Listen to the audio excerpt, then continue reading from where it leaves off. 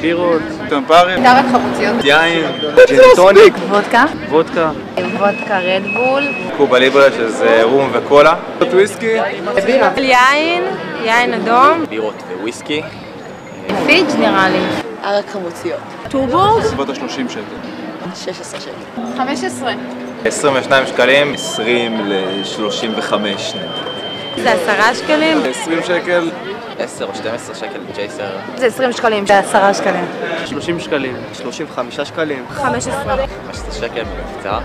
בסביבות 20 שקל, 12 14 שקל.